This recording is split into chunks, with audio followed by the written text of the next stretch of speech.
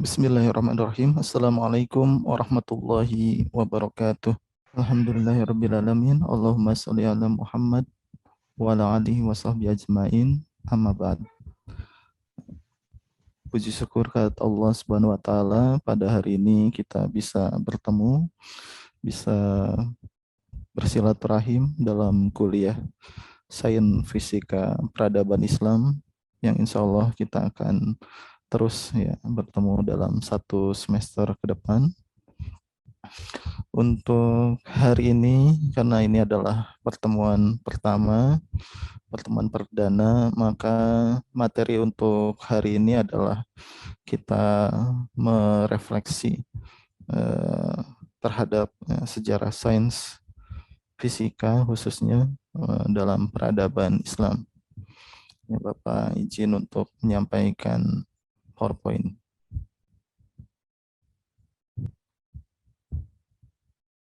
Ya, Bismillahirrahmanirrahim. Untuk hari ini saya akan menyampaikan sebuah judul tentang refleksi sains peradaban Islam abad pertengahan. Materinya cukup panjang ya, karena isinya adalah perjalanan sejarah sains fisika khususnya dalam peradaban Islam. Ini perkenalan terlebih dahulu. Nama saya adalah Mada Sanjaya. Dulu kuliah di Fisika IPB Bogor tahun 2007 dan 2009. Kemudian S3 di Komputasi Matematik di Malaysia, lulus tahun 2012. Kemudian bidang riset saya sendiri aslinya adalah bukan tentang sejarah ya, yaitu tentang robotik, soft computing, machine learning, computer vision, speech recognition, dan yang terakhir adalah sains dan teknologi dalam peradaban Islam. Ini kajian terbaru. Kemudian saya juga merupakan peneliti utama di Bolabot, sebuah perusahaan rintisan di bidang teknologi robotika, dan juga sebagai pengampu mata kuliah komputasi dan instrumentasi robotika di jurusan Fisika UIN Sunan Gunung Jati, Bandung. Kemudian sebelum mulai, ini adalah sebuah review dari penelitian dalam 2 tahun terakhir ya, di bidang robotika. Ya. Nah, ini adalah karya kami di Bolabot tentang elektronik humanoid robot. Jadi membuat robot yang bisa berinteraksi dengan kita, dengan manusia. Tentu robot ini didesain dengan machine learning, dengan AI. Dia punya kecerdasan yang kita tanamkan. Dia bisa melihat, bisa mendengar, bisa berinteraksi dengan kita manusia. Jadi riset kita tentang robotika ini sudah lama, dari tahun 2011 memulainya. Kemudian di tahun 2018 kita mulai merintis penelitian di bidang robot humanoid. Ini salah satu karya kita di bidang robot cerdas.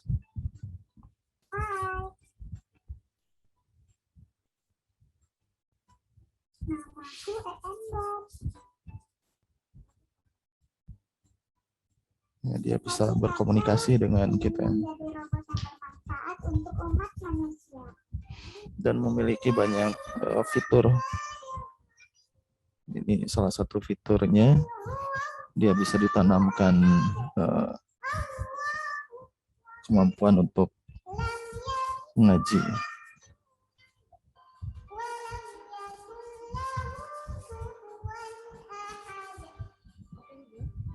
Dan dia juga bisa dikomunikasikan dengan internet, dengan Google, ya, sesuai dengan perkembangan IoT hari ini, Internet of Things.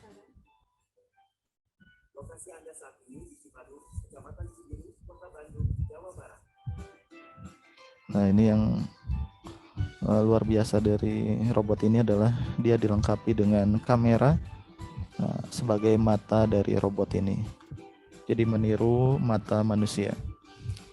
Dia bisa membedakan objek berwarna, bisa membedakan wajah manusia, bisa mengenali wajah manusia, mengenali bentuk, gestur, dan lain-lain. Banyak yang bisa kita tanamkan pada robot ini.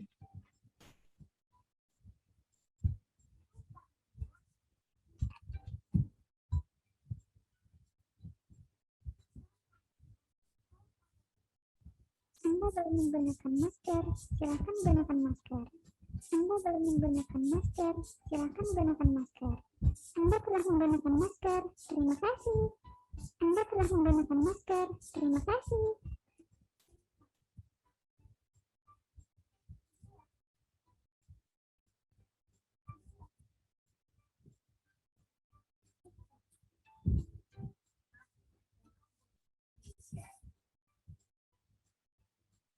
Dia punya kemampuan untuk membaca ya lewat webcamnya, kamera.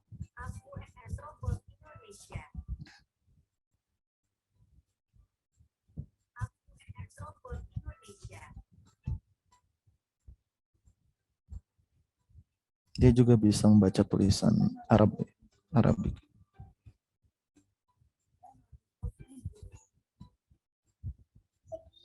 Segi enam, lingkaran, persegi panjang, lingkaran, segi lima. Itu sekilas tentang riset di bidang teknologi robotik. Ini adalah publikasi ilmiah yang kami publish. Nah, kemudian di tahun 2015 kita mulai mengkaji sains dalam peradaban Islam ya. Jadi ketika kita mempelajari robotik, di dalam robotik itu kita membuat program.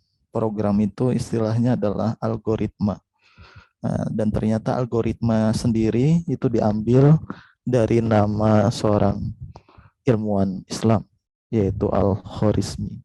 Al-Khwarizmi orang Latin Eropa menyebutnya algoritmi. Kemudian dalam bahasa Inggris menyebutnya menjadi algoritma, dalam bahasa Indonesia menjadi algoritma. Tadi ada robot yang bisa melihat lewat kamera. Ternyata kamera itu ditemukan oleh ilmuwan Islam juga, yaitu Ibnu Al-Haytham. Dan robotik itu sendiri, mekaniknya, yang pertama kali mempublikasikan karya robotik adalah Abul Is Ibn Ismail Al-Rozaz Al-Jajari. Makanya dimulai tahun 2015 kita mulai mengkaji sains peradaban Islam. Di 2018 kita mulai mempublikasikan ya karya-karya kitab-kitab para ilmuwan Islam terdahulu. Ada beberapa yang sudah kita terjemahkan, termasuk juga karya para ulama Nusantara. Nah, kemudian ini adalah yang ingin disampaikan, timeline peradaban Islam itu ya ini yang berada di tengah ya, dari abad 7 ini sampai abad 16. Jadi yang kita pelajari nanti dalam kuliah. Jadi kita akan membahas dari abad 7 sampai ke 16 terkait fisika dalam peradaban Islam. Jadi di sebelum Islam ada peradaban sebelumnya yang sudah cukup berkembang, yaitu ada Yunani, Persia, Romawi, China, dan India. Kemudian mulai masuklah pada peradaban Islam sampai abad ke-16. Dari abad 16 sampai abad modern hari ini ya berkembang sains modern ya. Nah, dan yang paling jarang dipelajari adalah dalam peradaban Islam. Yang kita tahu hanya nama-namanya saja, ada Al-Khwarizmi, ada Al-Biruni, ada Ibnu Al-Haytham, tapi kita tidak pernah mengenal karya dari ulama atau ilmuwan tersebut. Bagaimana mereka menghasilkan karya-karya yang merubah wajah dunia hari ini. Nah ini, jadi hari ini kita akan membahas timeline dari peradaban Islam. Dimulai dari baginda Nabi besar Muhammad SAW yang hidup di tahun 570 sampai 632 Masehi. Beliau diutus bukan di tempat yang peradabannya sudah maju, tapi beliau diutus di tempat yang peradabannya sangat rendah, buta huruf. Kemudian pada akhirnya, di kemudian hari, pada generasi berikutnya, akhirnya memimpin peradaban dunia pada saat itu. Tentu prestasi beliau dan para sahabatnya inilah yang akan menjadi warisan bagi kita untuk diteladani. Kemudian kepemimpinan peradaban tersebut dilanjutkan oleh para khulafaur rasyidin, sahabat beliau sendiri, dan masa dinasti-dinasti setelahnya ya. Nah, untuk yang paling berperan utama ya, dalam perkembangan sains ini dimulai dari masa dinasti Umayyah yang pertama, ya, dinasti setelah Khulafaur Rasyidin. Nah, ini di mana wilayah peradaban Islam ini semakin luas dan peradaban Islam ini berinteraksi dengan berbagai peradaban yang lain. Maka penguasa pada masa dinasti Umayyah pada saat itu mulai membuat kebijakan penerjemahan kitab-kitab dari berbagai peradaban ke dalam bahasa Arab ya. Jadi dunia Islam ini mengadopsi dari peradaban-peradaban sebelumnya, dari Yunani, dari India, dari China, bahkan dari Yahudi. Jadi diadopsi oleh peradaban Islam. Ini dimulai oleh Pangeran Khalid bin Yazid bin Muawiyah. Ini adalah putra dari Yazid. Nah, ayahnya adalah seorang khalifah, kakeknya juga khalifah Muawiyah.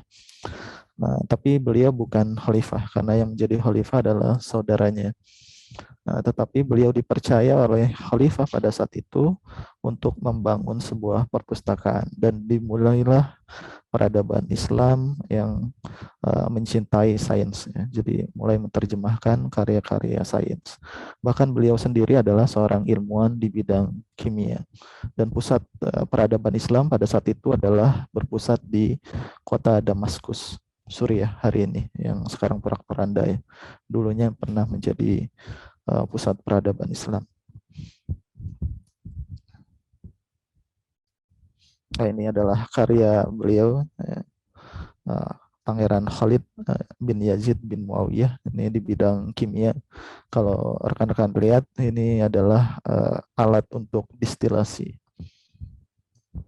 Nah, kemudian perkembangan selanjutnya adalah ini yang paling fenomenal, yaitu pada masa dinasti Abbasiyah. Dinasti Abbasiyah ini memindahkan ibu kota peradaban Islam yang awalnya di Damaskus, dipindahkan ke kota Baghdad di Irak, yang menjadi julukannya adalah negeri 1001 malam.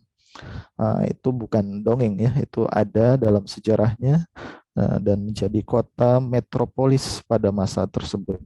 Dan peradaban ini saya bagi dari tahun 750 Masehi sampai 900 Masehi dulu. Ini adalah pusat kekuasaan dinasti Abbasiyah di kota Baghdad. Di tengah-tengahnya adalah istana sultan atau istana khalifah. Kemudian ada wilayah untuk melakukan penelitian, yaitu Bait Al-Hikmah. Di dalam Bait Al-Hikmah ini terdapat sebuah observatorium, namanya adalah Observatorium Al-Samisiyah, ini di kota Baghdad, yang memindahkan kota Islam ini ke Baghdad adalah pada masa Khalifah Al-Mansur. Kemudian dilanjutkan oleh putranya, oleh cucunya maaf, yaitu Harun Ar-Rasyid yang sangat terkenal sekali. Kemudian dilanjutkan oleh putra Harun Ar-Rasyid dan mencapai masa puncak kejayaan ini pada masa Khalifah Al-Ma'mun yang berkuasa tahun 813 sampai 833 Masehi. Nah, ini kegiatan ilustrasi dalam kegiatan di Bait Al-Hikmah. Jadi Bait Al-Hikmah adalah research center, jadi pusat ilmu pengetahuan. Di dalamnya ada observatorium, perpustakaan, tempat belajar, laboratorium, tempat percobaan, eksperimen, dan lain-lainnya. Ini pusat ilmu. Kemudian observatorium pertama dalam periode Islam ini dibangun oleh Al-Ma'mun yang tadi. yaitu Observatorium Al-Samisiyah di kota Baghdad, yang merupakan bagian dari Research Center yang bernama Bait Al-Hikmah. Di dalam Bait Al-Hikmah sendiri ini banyak sekali melahirkan para ilmuwan besar pada zamannya. Salah satu yang terkenal adalah Muhammad ibnu Musa Al-Khwarizmi. Ini dikenal sebagai peletak dasar ilmu aljabar, dan namanya diabadikan dalam istilah algoritma atau algoritma. Hidup satu zaman dengan Al-Khwarizmi adalah tiga orang bersaudara, Ahmad, Muhammad, Hasan, Ibnu Musa, Ibnu Sakir. Ini tiga orang saudara ini adalah engineer atau insinyur ilmuwan pada Bait Al-Hikmah yang satu zaman dengan Al-Khwarizmi. Sebenarnya masih banyak yang lain yang tidak disebutkan. Banyak sekali ilmuwan dari berbagai wilayah yang datang ke Bait Al-Hikmah untuk melakukan riset, ya, penelitian. Namun Bait Al-Hikmah ini hancur oleh serangan Hulagu Khan dari Mongol tahun 1258. Apakah setelah kehancuran Bait Al-Hikmah lalu peradaban Islam hancur? Tentu jawabannya adalah tidak. Namun terus berkembang. Ya mungkin hancur sebagian, tapi terus berkembang di tempat lain. Tidak hancur secara keseluruhan. Ini karya Muhammad ibnu Musa Al-Khwarizmi yang sudah kita terjemahkan. Nama kitabnya adalah Kitab Al-Jabar wa Al-Muqabbalah. Isinya adalah tentang Al-Jabar. Karya-karya lain dari Al-Khwarizmi juga kita sudah terjemahkan kitabnya, yaitu tentang astrolab. Astrolab bahasa keren sekarangnya adalah GPS, ya. Kalau di HP, smartphone, pasti ada GPS. GPS itu kalau dulu disebutnya adalah astrolab. Kemudian ada geometri dari Al-Khwarizmi juga. Ini adalah kitab Al-Jabar wal Muqabbalah. Dalam secara eksplisit Muhammad ibnu Musa Al-Khwarizmi ini menyampaikan bahwa beliau menemukan Al-Jabar itu punya tujuan. Tujuannya adalah untuk bisa membantu umat muslim menjalankan syariat. Syariatnya apa? Yaitu syariat dalam pembagian waris dan wasiat. Jadi ilmu dalam peradaban Islam ini dilahirkan karena umat Islam ingin menjalankan syariat, yaitu wasiat dan waris. Walaupun di kemudian hari pada akhirnya Al-Jabar ini tidak hanya digunakan dalam pembagian waris dan wasiat, tapi digunakan dalam berbagai kehidupan. Al-Jabar sendiri, kalau kita dulu ketika belajar di sekolah menengah pertama, kita mengenal ada persamaan kuadrat. Ada rumus min B plus minus akar B kuadrat min 4AC dibagi 2. Nah, itu kita tidak pernah diperkenalkan siapa yang menemukan rumus itu. Rumus itu yang menemukan adalah Muhammad ibnu Musa Al-Khwarizmi. Ada kitabnya. Jadi pedoman dari Al-Khwarizmi adalah mala yatimul wajib illa bihi fahuwa wajib. Suatu kewajiban yang tidak sempurna pelaksanaannya kecuali dengan adanya suatu hal, maka suatu hal tersebut hukumnya wajib.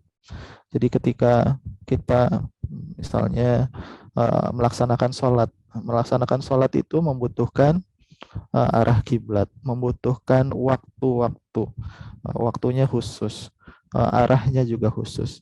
Nah, tentu menentukan arah dan waktu tersebut membutuhkan ilmu. Maka karena sholat itu wajib, maka ilmu untuk menunjang kewajiban itu pun akhirnya hukumnya pun wajib. Ini lahirnya ilmu dalam peradaban Islam. Lahirnya ilmu dalam peradaban Islam, lahirnya adalah untuk memenuhi kewajiban syariat. Nah, ini yang perlu ditekankan, ya. Ini yang membedakan kita umat muslim dengan peradaban yang lain. Jadi rekan-rekan, kalau ditanya hubungan antara Islam dengan sains, ya itulah tadi. Itu yang digunakan oleh para ulama kita terdahulu. Nah, kemudian biografi dan bibliografi Al-Khwarizmi ini bisa dilihat dalam kitab Al-Fihris karya Al-Nadim. Kemudian ada kitab Tarikh Al-Hukama karya Ibnu Al-Kifti. Ini yang merekod, yang mencatat karya-karya dari Al-Khwarizmi. Kemudian beliau juga mengabdi di Bait Al-Hikmah, ini pun disampaikan dalam kitab Al-Fihris dan Tarikh Al-Hukama.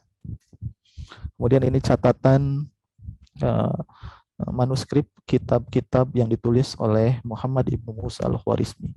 Kita bisa melihat kitab Al-Jabbar itu posisinya ada di mana, yaitu berada di Oxford, ya, di London hari ini.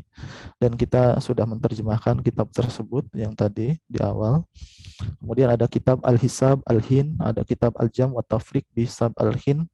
Ini yang menjadikan wilayah Arab dan wilayah Eropa akhirnya mengenal angka dari 0 sampai 9.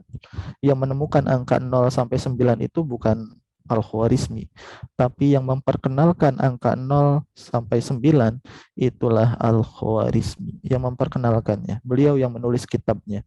Kalau angka 0 sampai 9-nya sendiri itu berasal dari peradaban Hindu di India. Sesuai kitabnya, kitab Al-Hisab Al-Hin. Al-Hin itu Al-Hindu. Al-Hin dari India. Sayangnya kitab dalam bahasa Arabnya sudah tidak ada, yang ada dalam bahasa Latin. Kemudian kitab-kitab yang lain terkait dengan astronomi dan instrumen astronomi pun ditulis oleh Al-Khwarizmi. Ini kitabnya sangat banyak dan hari ini tersedia di berbagai museum. Yang sebelah kanan tabel ini adalah alamat penyimpanan manuskripnya. Nah, kita bisa lihat ya, ini ada di Istanbul, di Berlin, di Oxford, di Paris, di Munich, di Milan, di Madinah hanya sedikit, di Berlin, di Kairo pun sedikit, Istanbul yang terbanyak itu di Istanbul dan di Eropa. Jadi mayoritas kitab sains dalam peradaban Islam itu hari ini hanya bisa diakses di Eropa. Ini salah satunya di bidang aritmatika, kitab Al-Jam wa Tafriq bi Hisab Al-Hin. Dan yang membuat nama beliau terabadikan menjadi algoritma. Jadi dalam terjemahan Latin ini nama beliau itu disebut algoritmi atau algorismi, Dixit algoritmi. Nah, jadi berdasarkan perkataan Al-Khwarizmi. Ini kitabnya masih ada dalam bahasa Latin, dalam bahasa Arabnya sudah hilang. Kemudian ini yang diterjemahkan dalam bahasa Latin dari bahasa Arab. Awalnya dalam bahasa Arab, kemudian diterjemahkan dalam bahasa Latin. Ini versi yang sudah diterjemahkan ke dalam bahasa modern ya, dalam bahasa modern, bahasa Inggris. Kemudian ini penggunaan angka Hindu Arab di Eropa. Jangan sampai salah paham ya. Al-Khwarizmi itu bukan penemu angka 0. Ini yang perlu diklarifikasi. Kebenaran itu harus disampaikan. Jadi angka Hindu itu dari 0 sampai 9 itu digunakan oleh Al-Khwarizmi dalam kitabnya, kitab Al-Jam wa Tafriq bi Hisab Al-Hin. Kemudian kitab itu diterjemahkan ke dalam bahasa Latin dan akhirnya menyebar di Eropa menggantikan bahasa angka Romawi ya. Termasuk juga menyebar di Arab sehingga melahirkan angka Hindu Arab yang kita kenal hari ini dari 0 sampai 9. Nah, sebenarnya berasal dari peradaban Hindu di India, tapi tidak ada kitab tentang aritmatika Hindu ini. Jadi yang menulis kitabnya adalah Al-Khwarizmi. Karena di dalam peradaban Hindu sendiri di India pada masa tersebut yang mempelajari aritmatika itu adalah kalangan tertentu, tidak untuk umum ya, tidak untuk umum.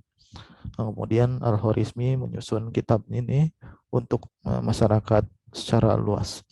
Kemudian digunakan oleh Eropa sehingga melahirkan istilah algoritmi. Nah, yang akhirnya kita kenal sebagai algoritma ya. Nah, jadi nama beliau terabadikan secara tidak langsung dan mungkin kita juga tidak tahu algoritma itu dari nama beliau sendiri. Ini yang diterjemahkan dalam bahasa Latin dari bahasa Arab. Karena kita tidak menemukan terjemahan bahasa Arabnya yang asli, maka ada sebuah kitab yang isinya mirip dengan karya Al-Khwarizmi. Nama kitabnya adalah Kitab Fi Usul Hisab Al-Hin. Ini ditulis oleh ilmuwan Islam juga yang bernama Qusyar Ibnu Labban Al-Jilli. Nah, jadi isinya hampir sama dengan kitab Al-Khwarizmi. Kemudian ini juga dari ilmuwan Islam yang lain, Abul Hasan Ahmad Ibnu Ibrahim Al-Uqlidisi. Ini lebih tua lagi ya dibandingkan Qusyar. Ini abad ke-9 awal. Kemudian karya Al-Khwarizmi di bidang astronomi ada kitab Jis al-Sinhin. Ini di bidang astronomi, berisi tabel astronomi. Kenapa umat Islam mendalami astronomi? Nah, karena umat Islam pada saat itu ingin menentukan waktu sholat, ingin menentukan arah kiblat, ingin menentukan hari-hari besar keagamaan. Maka dalam peradaban Islam, ilmu astronomi ini berkembang sangat pesat sekali. Nah, salah satu pengembangnya adalah Muhammad ibnu Musa al-Khwarizmi. Ini salah satu kitab al-Khwarizmi di bidang astronomi. Ini tersimpan di Stadtbibliothek zu Berlin di Jerman. Kemudian ini karya Al-Khwarizmi di bidang geografi. Nama kitabnya adalah Kitab Surat Al-Ard. Nah, ini tersimpan di Perancis, ya, di Strasbourg. Kemudian ini terjemahan dalam bahasa Inggris dan tahqiq dalam bahasa Arab. Ini terjemahan dalam bahasa Inggrisnya dari Surat Al-Ard. Kemudian dalam teknologi astronomi, Al-Khwarizmi menyusun kitab Amal Al-Astrolab, ya, jadi membuat alat yang dikenal dengan nama Astrolab. Kalau hari ini Astrolab itu fungsinya sama seperti GPS dan kalkulator. Jadi kalkulator plus GPS disatukan. Itu fungsi dari Astrolab, ya, untuk menentukan koordinat suatu lokasi. Dari koordinat suatu lokasi ini kita bisa menghitung waktu sholat dan arah kiblat. Ini tabel arah kiblat Al-Khwarizmi. Kemudian ini adalah alat yang disebut rubu mujayyab. Ini disebut sin kuadran kalau dalam bahasa Inggris, kalau di pesantren disebutnya rubu mujayyab. Ini juga pertama kali diperkenalkan oleh Al-Khwarizmi tahun 780, meninggalnya tahun 850 Masehi. Nah, alat ini adalah alat instrumen astronomi untuk penggunaan fungsi-fungsi trigonometri.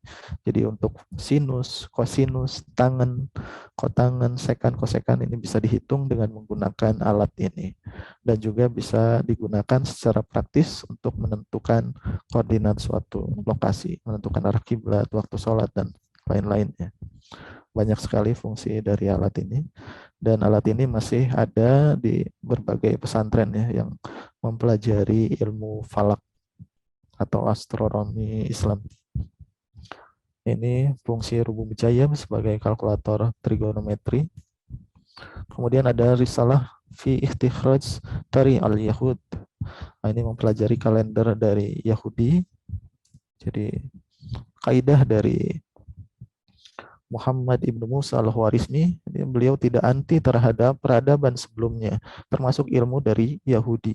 Karena sebuah pedoman ini, ya, dari Abul Aziz bin Abi Rawad, dari Abdullah bin Ubaid bin Umair, ia berkata, dulu dikatakan ilmu itu suatu yang hilang dari seorang mukmin. Ia keluar mencarinya, dan jika ia mendapatkan sesuatu darinya, maka ia mengambilnya. Ilmu itu suatu yang hilang dari mukmin. Setiap kali ia mendapatkan sesuatu darinya, maka ia mengambilnya. Kemudian ia mencari lagi yang lainnya.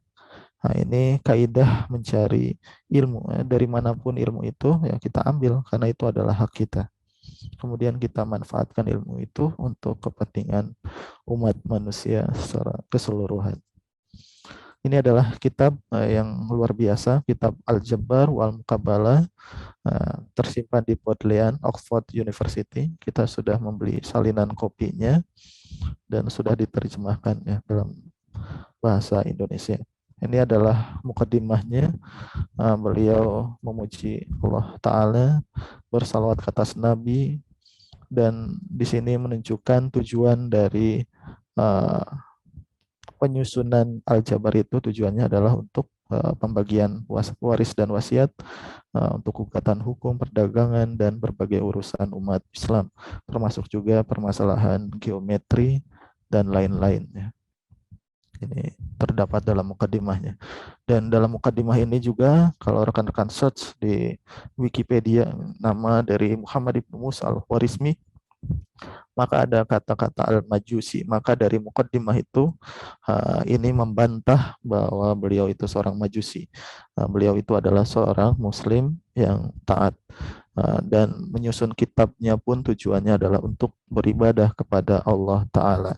Jadi tidak benar beliau adalah seorang majusi, beliau adalah seorang muslim. Kemudian ini tegas di dalam kitabnya ya, sudah jelas. Kemudian ini manuskripnya. Nah, di dalam kitab Al-Jabbar wal Muqabalah ini ada 3 bagian. Yang pertama membahas tentang aljabar itu sendiri. Kemudian yang kedua penerapan aljabar pada geometri, bab al-misaha. Kemudian penerapan aljabar pada permasalahan wasiat dan waris atau kitab al-wasaya atau wasiat. Nah, ini mengikuti mazhab Abu Hanifah. Jadi beliau mengikuti pendapat ahli atau pakar fikih. Mazhabnya adalah Abu Hanifah. Ini disebutkan dalam kitabnya 7 kali. Kemudian ini persamaan aljabar al-khwarizmi dalam kitab fi al-jabbar wal muqabalah. Ya, ada persamaan kuadrat orde 2 dan ada orde 1. Nah, ini istilah-istilah dalam Arabik ya, yang kita kenal. Ada X kuadrat, ada X pangkat 3, X pangkat 4. Itu sudah dikenal istilah ini dalam kitab yang ditulis oleh Al-Khwarizmi. X ini disebut dol atau jidr atau sai, tergantung penggunaannya. Kemudian ada X kuadrat, itu ada mazdur, ada murabba, ada mal, ada kubik itu muqa'ab, ada ka'ab, dan lain-lain ya. Ada gabungan dan seterusnya. Nah, maka ini di sebelah kanan ada manuskripnya, sebelah kiri ini yang sudah kita terjemahkan. Jika ada sebuah persamaan AX kuadrat tambah BX sama dengan C, kemudian Al-Khwarizmi memberikan contohnya adalah X kuadrat ditambah 10X sama dengan 39, berapakah nilai X-nya? Maka Al-Khwarizmi membuat sebuah formulasi rumus yang kita kenal hari ini sebagai rumus ABC untuk persamaan kuadrat. Nah, ini ya, ini bentuk dari persamaan Al-Khwarizmi. Kemudian selain formulasi matematika, Al-Khwarizmi juga menyusun metode lain, yaitu adalah metode geometri. Untuk kasus X kuadrat ditambah 10X sama dengan 39, ini X kuadratnya itu dibentuk dalam bentuk bentuk bidang persegi X kali X, jadi X kuadrat. Kemudian ditambah 10X, ditambah 10X. 10X ini maksudnya adalah bidang juga. Kemudian Al-Khwarizmi membuat 4 bidang yang seragam, yang jika dijumlahkan totalnya adalah 10X. Maka bidang tersebut adalah 5/2X masing-masing, 5/2X luasnya. Ada 4, kalau dijumlahkan totalnya adalah 10X. Kemudian total bidang nomor 2 ini totalnya adalah 39. Setelah itu ujung yang pojok-pojok yang kosongnya diisikan dengan luas yang diketahui ya. Ini jika 5/2 dikali X berarti salah satu sisinya X, sisi yang lainnya adalah 5/2. Kalau 5/2 dikali 5/2 hasilnya adalah 25/4. Ya, masing-masing pojok ini luasnya 25/4. Ada 4 ditotalkan sehingga totalnya adalah 25. 39 ditambah 25 hasilnya adalah 64, diakarkan hasilnya adalah 8. Kemudian sisi-sisinya sebelumnya yang atas dan bawah atau kiri dan kanan itu masing-masing 2,5 sehingga totalnya adalah 5. 8 dikurangi 5 hasilnya adalah 3. Ini adalah solusi dari Al-Khwarizmi untuk persamaan X kuadrat ditambah 10X sama dengan 39. Ini solusinya sama dengan hasil formulasi matematikanya. Kemudian Al-Khwarizmi juga menyusun metode lainnya. Kalau tadi tambahannya adalah 4 bidang yang sama, yaitu 5/2X, ada 4. Kalau ini dibagi menjadi 2, yaitu masing-masing adalah 5X. Ya. Jadi 5X ditambah 5X totalnya adalah 10X, ditambah X kuadrat hasil totalnya adalah 39. Kemudian yang bagian kosongnya karena sisinya 5 kali 5 hasilnya 25. Ditotalkan hasilnya 64. Sehingga X-nya kita ketahui akar 64 adalah 8 dikurangi 5, X-nya adalah 3. Ini adalah metode Al-Khwarizmi yang mungkin kita tidak pernah mendapatkan ini di sekolah karena yang diajarkan di sekolah hanya formulasi matematikanya saja. Kalau geometrinya ini tidak sampai kepada kita. Kemudian ada studi kasus yang lain, misalnya AX kuadrat tambah C sama dengan BX. Ini contoh studi yang diperkenalkannya adalah X kuadrat tambah 21 sama dengan 10X. Nah, ini solusi algoritmi ada dua, ya, yaitu 7 dan 3. Ini pun sudah diperkenalkan oleh algoritmi. Kemudian ada persamaan lainnya, ada AX kuadrat sama dengan BX ditambah C. Contohnya adalah X kuadrat sama dengan 3X tambah 4.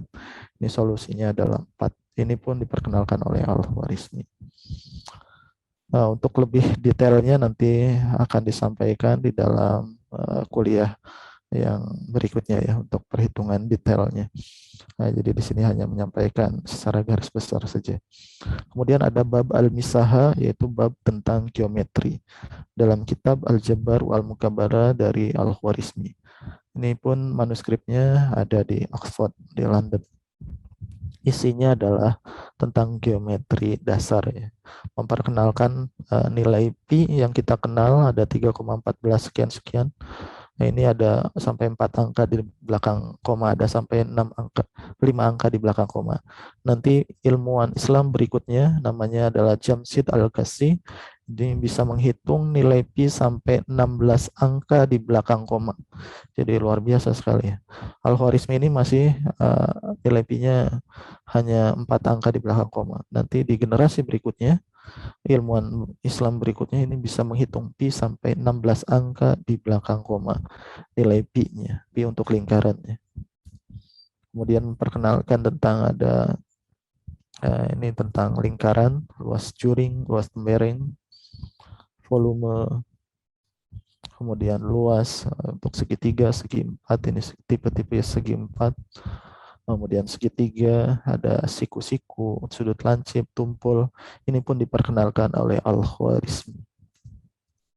Kemudian lingkaran, formulasi untuk lingkaran, ada piramida terpotong, ada mencari sisi persegi di dalam lingkaran, dan lain-lain. Banyak sekali isi kitab tersebut. Kemudian hari ini kitab Al-Jabar wal Muqabalah ini hanya terdapat secara lengkap di Oxford. Kemudian yang lain-lain ini tidak lengkap ya. Jadi yang paling lengkap adalah di Oxford. Kemudian ada terjemahan Latin dalam bahasa Latin, tulisan Latin ini tulis oleh Robert Chester dan Gerard of Cremona. Dan inilah yang menjadi babak awal terjadinya generasi pertama Renaissance ya, sebelum Renaissance Eropa. Jadi sebelum Renaissance Eropa ini, Eropa itu menerjemahkan kitab-kitab sains yang ditulis oleh ilmuwan Islam. Salah satunya adalah karya Al-Khwarizmi. Untuk kitab Al-Jabar wal Muqabalah sendiri ini ditulis oleh Robert Chester di tahun 1145. Jadi sekitar 300 tahun ya, sekitar 300 tahun setelah kehidupan Al-Khwarizmi, Eropa baru mengenal Al-Jabar. Jadi kita bisa bayangkan, Eropa itu baru mengenal Al-Jabar 300-an tahun setelah kehidupan Al-Khwarizmi. Jadi ya, begitu dahsyatnya peradaban Islam generasi terdahulu ya. Kemudian di tahun 1114 juga ada terjemahan lain oleh Gerard of Cremona. Gerard of Cremona dan Robert Chester ini tidak hanya menerjemahkan karya Al-Khwarizmi. Ada ratusan kitab yang diterjemahkan oleh mereka. Dan bukan hanya mereka berdua, tapi ada banyak sekali para penerjemah Eropa yang menerjemahkan kitab ilmuwan Islam ini ke dalam bahasa Latin. Dan kita bisa trace hari ini, karena sekarang eranya era keterbukaan, jadi kita bisa mengakses berbagai data-data lama, termasuk kitab-kitab bahasa Arab dan juga bahasa Latin yang sudah diterjemahkan ke dalam bahasa Latin ya. Ini yang sudah diterjemahkan dalam bahasa modern, bahasa Inggris. Nah, ini tempat penerjemahan kitab-kitab Arab ke dalam bahasa Latin. Ini rekan-rekan, nah ini yang warna hijau kuning. Ini sebenarnya dulunya adalah wilayah Al-Andalusia.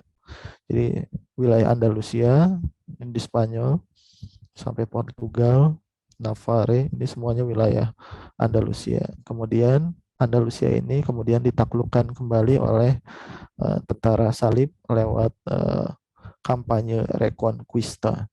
yang akhirnya peradaban Islam ini jatuh ke tangan Kristen kembali. Nah, setelah peradaban Andalusia jatuh ke tangan Kristen, kitab-kitab di Andalusia inilah yang kemudian diterjemahkan ke dalam bahasa Latin, dari bahasa Arab ke bahasa Latin. Nah, kemudian tersisa yaitu Granada, dan Granada pun jatuh tahun 1492 ke tangan tentara salib ya. Itu terakhir.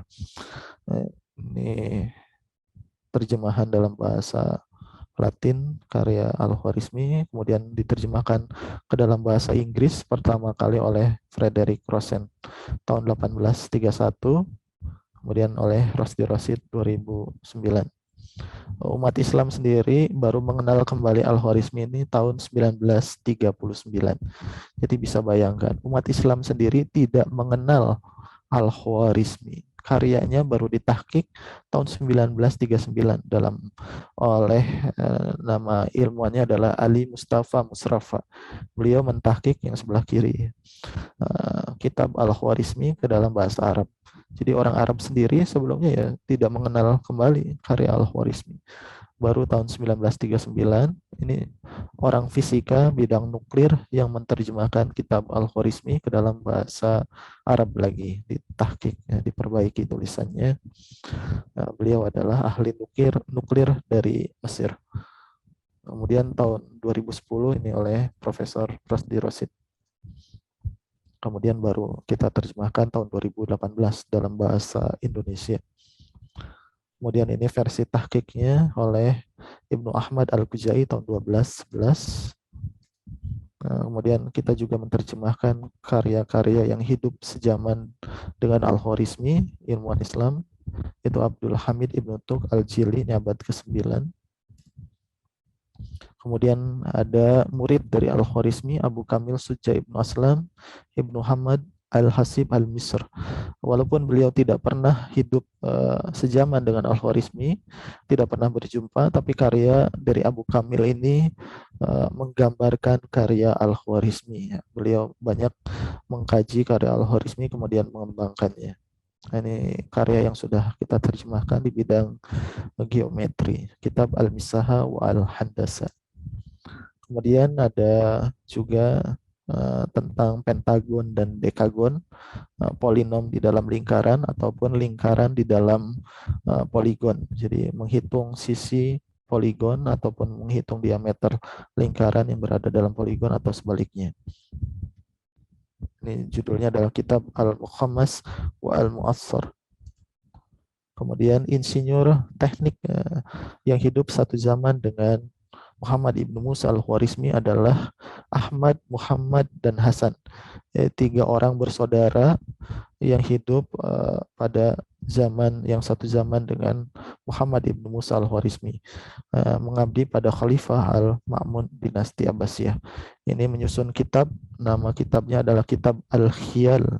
Ini kitab teknik pertama dalam peradaban Islam. Hari ini kitab Al-Khiyal tersimpan di Eropa ya. Ini ada di Turki, kemudian ada di Vatikan, di Jerman, di Berlin dan di Gotha di Jerman, kemudian di Inggris di Manchester. Ini kitabnya, kita bisa akses secara gratis ya. Bisa di-download ya, di Gotha dan di Vatikana. Nanti akan ada materi tentang metode penelusuran literatur di museum-museum di Eropa. Jadi hari ini kita bersyukur, juga berterima kasih kepada Eropa ya, sudah menyimpan kitab-kitab ulama kita, ulama Islam. Jadi kitab-kitab ini disimpan oleh mereka dengan sangat baik. Hari ini kita bisa mengakses filenya digital. Kemudian ini yang sudah diterjemahkan, ini di bidang teknik ya. Kemudian ada di bidang kedokteran adalah Abu Bakar Muhammad Ibnu Zakaria Ar-Razi. Ini hidupnya juga tahun 854 atau hidup setelah zaman Al-Khwarizmi sampai abad ke-10. Ini mengabdi pada Abbasiyah juga. Ini ada tentang virus cacar, ini terjemahan dari kitab Zakaria Ar-Razi. Kemudian ada Abu Nasr Al-Farabi. Ini Al-Farabi, karyanya terbanyak adalah di bidang filsafat. Tapi ternyata Al-Farabi ini bukan hanya menulis karya-karya di bidang filsafat, tapi juga di matematika praktis dan juga ada di fisika, yaitu teori kinetik gas, yaitu makalah fi al-khala, kemudian ada di bidang geometri. Ini sudah kita terjemahkan dalam bahasa Indonesia. Kemudian ada Sabit Ibnu Qura, ini menyusun kitab fi al-Karastun, ini tentang pengukuran massa. Sabit Ibnu Qura ini non-muslim ya, yang mengabdi pada dinasti Abbasiyah, tapi keturunannya akhirnya menjadi muslim. Ya, Sabit Ibnu Qura ini kakeknya punya anak namanya Sinan Ibnu Sabit Ibnu Qura. Ini adalah seorang ilmuwan juga putranya. Kemudian cucunya Ibrahim Ibnu Sinan Ibnu Sabit Ibnu Qura akhirnya pun adalah menjadi seorang ilmuwan yang produktif pada masa dinasti Abbasiyah. Jadi kakek, anak, cucu semuanya menjadi ilmuwan dan akhirnya memeluk agama Islam. Ini karya kitab Al-Karastun tentang pengukuran massa. Kemudian di periode timeline berikutnya adalah dari tahun 900 sampai 1100. Pada masa ini dinasti Abbasiyah sudah mengalami penurunan ya. Kemudian kekuasaan politik ini dikuasai oleh dinasti Buwayhid. Jadi Khalifah Abbasiyah ini hanya sebagai pemimpin agama saja, tetapi secara politik secara de facto dipimpin oleh dinasti Buwayhid, walaupun hanya sebentar yang tidak lama. Kemudian nanti ada dinasti Seljuk Agung atau Seljukur, nanti menggantikan dinasti Buwayhid dari Turki, dari suku Turki. Kalau ini dari Persia. Kemudian pada masa dinasti Buwayhid ini lahir seorang ulama besar, ada Abdurrahman Al-Sufi, kemudian ada Abu Al-Wafa Al-Buzani. Abdurrahman Al-Sufi ini melakukan pemetaan bintang, jadi peta bintang, jadi membuat peta berdasarkan dengan koordinat dari gugusan bintang. Kitabnya terkenal yaitu kitab Suwar Al-Kawakib Al-Tabita. Ini hidup Abdurrahman Al-Sufi tahun 903 sampai 986. Kemudian Abu Al-Wafa Al-Buzani ini yang luar biasa sekali, karyanya dipakai sampai hari ini. Beliaulah yang menyusun fungsi trigonometri secara lengkap. Ya, walaupun sebelumnya di generasi sebelumnya ada Al-Khwarizmi menyusun tabel sinus, kosinus, tetapi 6 fungsi yang lainnya belum ya. Baru pada masa Abu Al-Wafa Al-Buzani fungsi sinus, kosinus, tangen, kotangen, sekan, kosekan itu lengkap. Ini pada masa Abu Al-Wafa Al-Buzani. Kitabnya namanya Kitab Al-Majisti.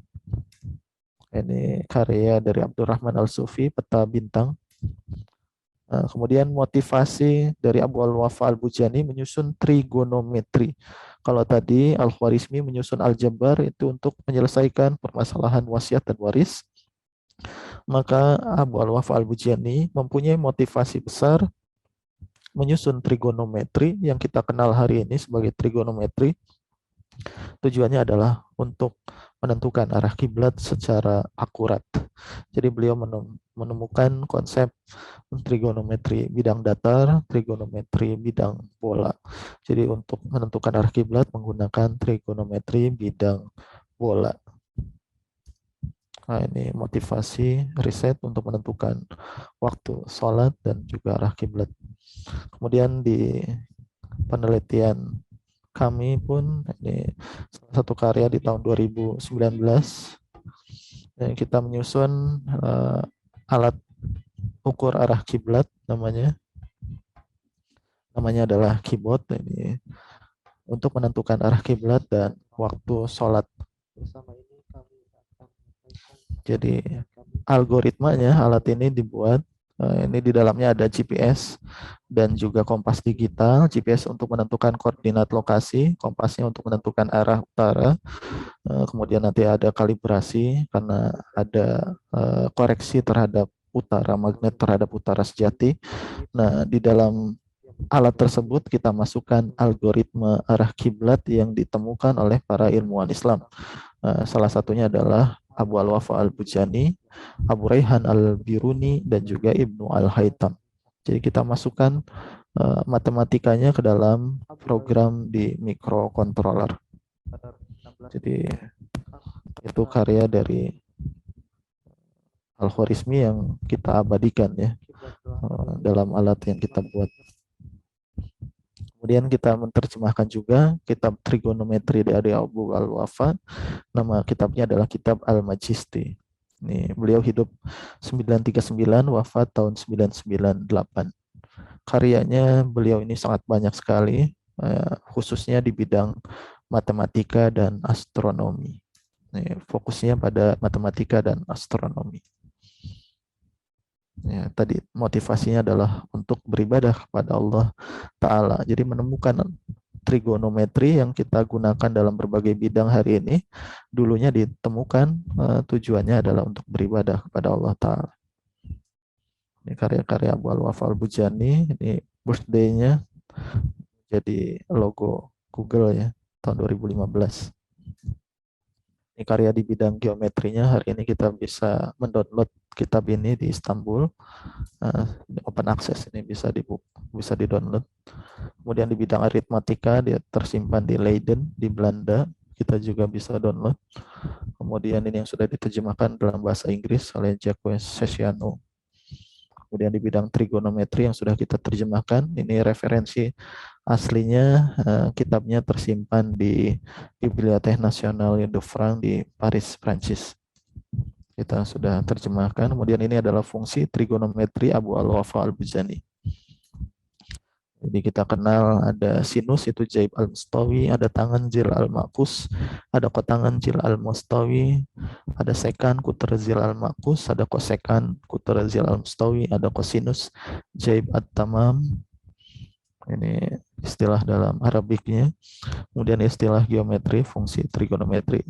Jadi kalau kita kenal rumus-rumus ini ketika dulu belajar trigonometri, rumus-rumus yang sangat luar biasa ya, untuk anak sekolah ya. Ini ditemukan oleh Abu Al-Wafa Al-Bujani. Ini rumus yang hari ini pun kita masih gunakan ya. Ada sin kuadrat X ditambah cos kuadrat X sama dengan 1. Itu adalah rumus dari Abu Al-Wafa Al-Bujani. Ini ada simbol M1, B5, P3. Maksudnya adalah di makalah 1 bab 5 pasal ketiga. Ini ada di kitabnya. Kitabnya sudah kita terjemahkan. Kemudian ada penjumlahan dan selisih trigonometri. Kemudian ada sin 2x sama dengan 2 sin x cos x. Ini pun rumus populer yang sering kita gunakan. Tahukah kita bahwa rumus ini pun ada di dalam kitab Abu Al-Wafa Al-Bujani di makalah 1 bab 5 pasal keempat. Ini kitab Al-Majisti. Yang rumus lainnya pun sama. Dan ada juga tentang poligon dalam lingkaran. Ini banyak sekali rumus yang beliau tulis. Ini matematikanya luar biasa, sangat kuat sekali. Kemudian ada juga tentang trigonometri bola. Jadi kalau kita belajar di sekolah hanya trigonometri bidang datar. Tapi Abu Al-Wafa ini bukan hanya trigonometri bidang datar, tapi juga mempelajari trigonometri dalam bidang bola. Karena bumi ini bulat, maka untuk menentukan arah kiblat, Abu Al-Wafa Al-Bujani menggunakan trigonometrinya bidang bola. Jadi bukan bidang datar. Jadi Abu Al-Wafa dan generasi seterusnya pun ya menggunakan trigonometri bola. Kemudian ada metode untuk menentukan jarak antara dua kota atau dua lokasi. Ini bisa kita yang sering kita gunakan di Google Map ya, untuk menentukan jarak. Ini juga sudah ada di dalam kitab Al-Majisti dari Abu Al-Wafa Al-Bujani. Ini rumusnya, ini kitabnya. Kita sudah terjemahkan. Kemudian ada Samat Al-Qiblah, ini tujuan akhirnya. Ini ada di bagian akhir dari kitabnya, yaitu menggunakan trigonometri yang sudah dia susun untuk menentukan arah kiblatnya. Ini rumus trigonometri bola untuk menentukan arah kiblat. Secara detail nanti akan disampaikan dalam pertemuan yang lain, insya Allah. Ini karya dari Abu Al-Wafa Al-Bujani. Dan akurasinya kita sudah bandingkan karya ini dengan karya modern, ya sama saja ya dengan karya modern. Ya, tidak ada bedanya karya modern hari ini ketika rekan-rekan menggunakan handphone menentukan arah kiblat dengan Google ataupun metode dari Abu Al-Wafa itu sama. Kemudian Abu Al-Wafa Al-Bujani ini punya murid, nama muridnya adalah Abu Mansur Ibnu Iraq. Abu Mansur Ibnu Iraq punya murid lagi, yaitu Abu Raihan Al-Biruni. Jadi Al-Biruni adalah cucu muridnya dari Abu Al-Wafa Al-Bujani. Hidupnya Al-Biruni ini tahun 973, wafat 1050 Masehi. Dan Abu Raihan Al-Biruni ini hidup satu zaman dengan Abu Ali Al-Hasan Ibnu Al-Hasan Ibnu Al-Haytham, peletak dasar ilmu optika. Dan juga hidup satu zaman dengan Ibnu Sina. Hidupnya hampir satu zaman semua ini. Dengan segala kontroversinya di kemudian hari, Ibnu Sina ini ya peletak dasar ilmu kedokteran modern. Ya, menulis 450 kitab ya, dalam berbagai disiplin ilmu. Kalau Abu Raihan itu menulis 185 kitab. Ibnu Al-Haytham itu sekitar 125 atau 127 kitab yang disusun oleh mereka. Ini karya dari murid Abu Al-Wafa, yaitu Abu Nasr Mansur Ibn Iraq, tentang teorema sinus. Kemudian Abu Raihan Al-Biruni ini punya julukan Ustadz fil Ulum, ya, hidupnya 973 1050, cucu murid dari Abu Al-Wafa Al-Bujani. Hidup besarnya, lahirnya di kota Birun, kemudian mengabdi pada berbagai imperium, yang terakhir kemudian mengabdi pada Sultan Mahmud Al-Ghazni. Hari ini kotanya namanya kota Ghazni. Kota Ghazni ini adanya di Afghanistan, yang sekarang sedang ramai ya diperbincangkan, Afghanistan. Ya, Al-Biruni hidup di Afghanistan, mengabdi pada dinasti Ghaznavid atau Ghaznawiyah Sultan Mahmud. Ini karya dari Al-Biruni, ini namanya Astrolabe, dan juga ada yang disebut sebagai kalender mekanik, jadi menyusun kalender secara mekanik. Kemudian ada Astrolabe, ini sudah di rekonstruksi ulang oleh Zaid Nasrullah, mahasiswa fisika dari UIN. Kemudian kontribusi Al-Biruni di bidang optik juga ada, yaitu kitab Ifrad Al-Maqal fi Amr Al-Zilal. Ini membahas tentang bayangan, yang penerapannya tujuannya adalah untuk menentukan waktu sholat. Jadi lahirnya ilmu optik sendiri oleh Al-Biruni ini untuk menentukan waktu sholat. Kemudian ada kitab yang lain, ini tentang gerhana, kitab Tafhim li Awail Sina'at Al-Tanjim. Kemudian ada Baqiyah min Al-Qurun Al-Khaliyah, ini tentang sejarah dunia. Jadi ahli sejarah juga, ahli fisika juga, ahli antropologi juga, ini tentang antropologi India, karena beliau hidup di Afghanistan pada masa dinasti Ghaznawiyah yang berkuasa sampai ke India. Jadi Afghanistan, Pakistan, sampai ke India itu wilayah Ghaznawiyah. Nah, dan Al-Biruni mengabdi pada dinasti ini, sehingga beliau menyusun kitab yang berkaitan dengan antropologi India. Beliau juga menyusun kitab tentang geodesi. Nah, di dalam kitab ini yang menarik adalah beliau menghitung jari-jari bumi dan keliling dari bumi. Nama kitabnya adalah Kitab Tahdid Nihayat Al-Amakin Litasi Masafat Al-Masakin. Ini sudah kita terjemahkan kitab ini dalam bahasa Indonesia. Kemudian algoritma matematikanya kita masukkan ke dalam program microcontroller untuk menentukan arah kiblat. Ini di dalam kitab Tahdid, Al-Biruni menghitung jari-jari bumi.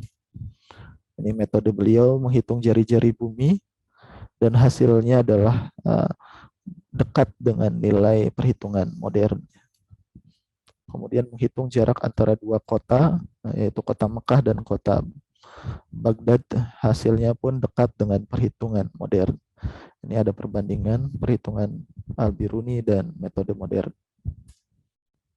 Jadi manuskrip dari kitab Tahdid hari ini tersimpan di Museum Sulaimaniye di Fatih di Turki, Istanbul. Kemudian ini matematikanya untuk menentukan arah kiblat. Wah, panjang sekali. Nanti kita akan bahas di pertemuan yang lain. Ini kita lewat saja. Tapi intinya perhitungan Al-Biruni untuk mengukur waktu sholat dan juga arah kiblat ini sangat akurat sekali. Ini rumus-rumus untuk menentukan waktu sholatnya. Kemudian Al-Biruni juga terkait dengan ilmu fisika, ini menyusun kitab namanya Makalah fi al-Nisab allati baina al-Filizat wa al-Jawahir fi al-Hajm wa al-Wazn. Nah, ini adalah piknometer. Piknometer atau densitometer atau densimeter, alat untuk mengukur massa jenis suatu zat. Jadi mengukur massa jenis suatu zat. Hari ini tersimpan di Museum Beirut.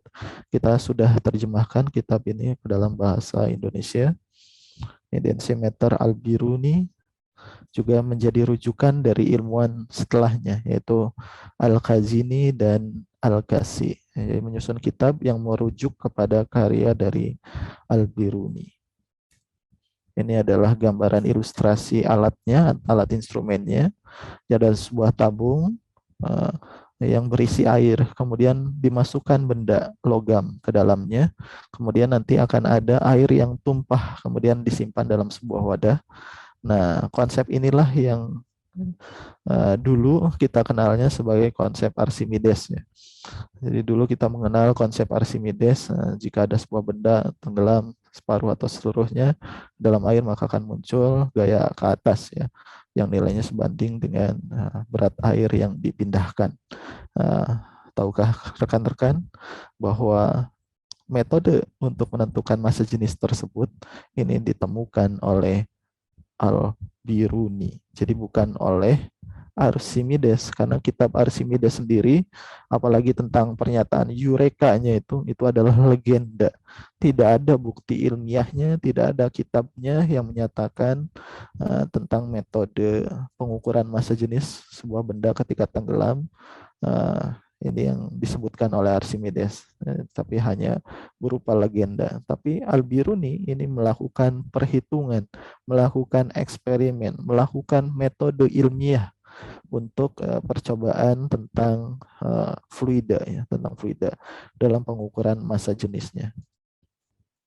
Ini menjadi rujukan juga bagi ilmuwan setelahnya. Ini di dalam kitab ilmuwan yang lain, yaitu Al-Khazini, Abdurrahman Al-Khazini. Hidup sekitar 100 tahun setelah Al-Biruni, ya, hidupnya, dan merujuk kepada karya Al-Biruni. Kemudian ada Al-Kasi, ini tahun 1300 atau sekitar 400 tahun, ya, setelah Al-Biruni. Ini pun merujuk kepada Al-Biruni tentang pengukuran massa jenis suatu zat ketika dicelupkan ke dalam air. Jadi kemudian kita juga sudah merekonstruksi perangkat densimeter Al-Biruni tahun 2020 oleh Bolabot, ya. Jadi kita bikin alat ukur untuk mengukur massa jenis suatu zat dengan memanfaatkan metode Al-Biruni. Jadi ini membantah pernyataan tentang teori buoyancy dari fluida statis. Ini metode yang diperkenalkan Al-Biruni untuk mengukur massa jenis suatu zat ketika dicelupkan ke dalam air.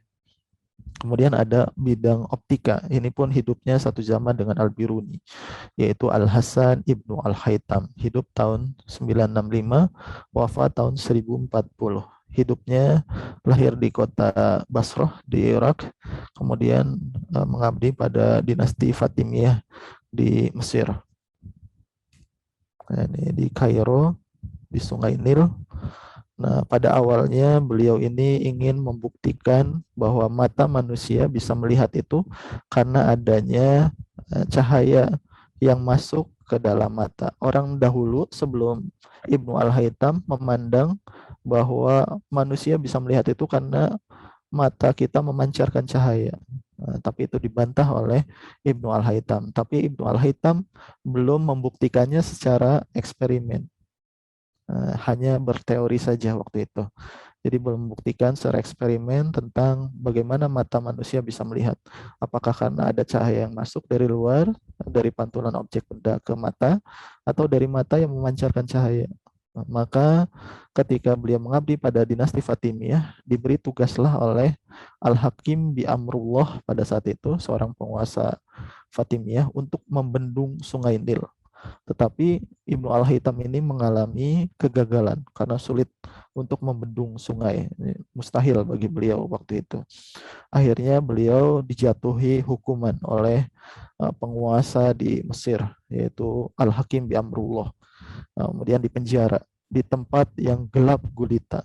Nah, tetapi ketika beliau dipenjara selama 10 tahun oleh Al-Hakim bi Amrullah ini, pada akhirnya beliau melakukan eksperimen ruang gelap atau yang kita kenal hari ini dengan kamera obscura. Dari kondisi gelapnya beliau di penjara itu lahirlah ilmu optika. Jadi ketika beliau di dalam penjara rumah tahanan yang gelap, kemudian ada sebuah celah, dari celah itu muncul cahaya yang ditangkap oleh tembok ya, di penjara tersebut. Kemudian terlihat bayangan pada layar atau pada tembok tersebut, dinding tersebut, yang menyerupai bentuk objek benda di luar rumah tahanan tersebut, yang akhirnya melahirkan konsep kamera. Ini eksperimen dalam makalah Fisura Al-Kusuf. Beliau membuat kamera obscura, sebuah celah dari sebuah ruangan, diberi celah, kemudian mengamati fenomena gerhana matahari. Makanya di sini disebut makalah Fisura Al-Kusuf, gerhana matahari. Kemudian terbentuk bayangan pada layar yang sifatnya terbalik dari gerhana tersebut. Ini makalah Fisura Al-Kusuf tersimpan di British Museum di London. Kita bisa akses download secara gratis. Ini konsep dari kamera obscura Ibnu Al-Haytham. Jadi ada sebuah ruangan yang gelap, tidak ada sumber cahaya kecuali dari sebuah celah. Maka dari celah tersebut akan menghasilkan bayangan dari objek yang ada di hadapannya. Ya, ini konsep pertama kamera obscura yang akhirnya melahirkan optika. Hari ini kita bisa kuliah via Zoom menggunakan webcam, bisa bersilaturahim hari ini karena adanya kamera. Ya, rekan-rekan harus bersyukur bahwa Ibnu Al-Haytham ini menemukan kamera ketika beliau di penjara dan mengamati fenomena gerhana, pembentukan bayangan saat celah dibuat sempit, ini dibuat lebar. Dan kita pun di Bolabot sudah membuat replika eksperimen dari kamera obscura Ibnu Al-Haytham. Jadi ada sebuah ruangan, kita buat ruangan tersebut menjadi gelap. Ya, tidak ada cahaya kecuali satu celah, satu lubang kecil. Nah, dari satu lubang ini kita bisa melihat di luar ada sebuah masjid ya. Ini di sebuah ruang di lantai 2. Kemudian di balik celah tersebut kita tempatkan sebuah layar. Maka pada layar tersebut akan terbentuk bayangan dari masjid tersebut yang sifatnya ya nyata terbalik diperkecil. Bahkan warnanya pun ya, terlihat ya, warnanya sama dengan warna objek yang sebenarnya. Nah, ini gambaran bagaimana kita membuat kamera obscura. Ini yang dilakukan oleh Ibnu Al-Haytham rahimahullah ta'ala, yang akhirnya melahirkan kamera hari ini.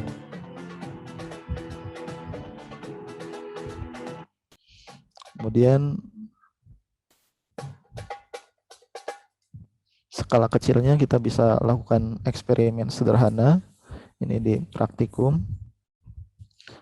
sumber cahaya, kemudian kita buat box, kemudian kita beri lubang, kemudian pada sumber cahaya kita berikan huruf F, maka pada layar akan terbentuk F terbaliknya. Ini eksperimen yang kita lakukan. Kemudian kita juga mengamati fenomena gerhana matahari ini tahun 2019, 26 Desember di laboratorium kita di Bolabot di Cibiru. Kemudian kitab utama dari Ibnu Al-Haytham namanya adalah Kitab Al-Manadir.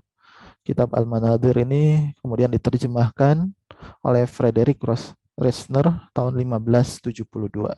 Lihat dan catat tahunnya ya, 1572. Kemudian Eropa baru mengenal tentang optika yaitu abad 16 ya.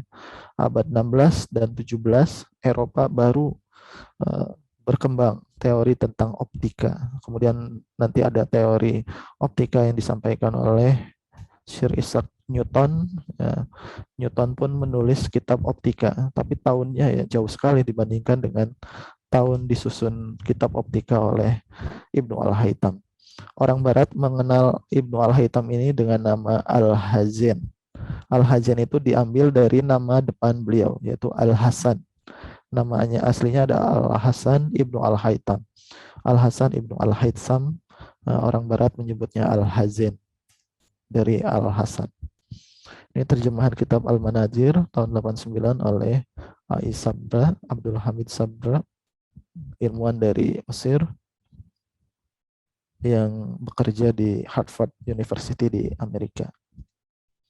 Kemudian ini terjemahan dari kitab Al-Manadir dari Ibnu Al-Haytham atau Al-Hazin. Isinya tentang optika ya, tentang warna, penglihatan, tentang refleksi, refraksi. Ini tentang mata manusia, ini kitab Al-Manadir. Tersimpan hari ini di museum di Turki. Kemudian ini yang sebelah kiri adalah fenomena refraksi cahaya, refraksi atau pembiasan cahaya ketika melewati medium yang berbeda. Atau kalau kita kenal hari ini dengan hukum Snellius, padahal sudah ditemukan oleh Ibnu Al-Haytham jauh sebelum Snellius. Qaul fi al-daw, ini refraksi cahaya. Kemudian yang sebelah kanan ini adalah tentang lensa cembung ya. Ini bayangan pada lensa biconvex.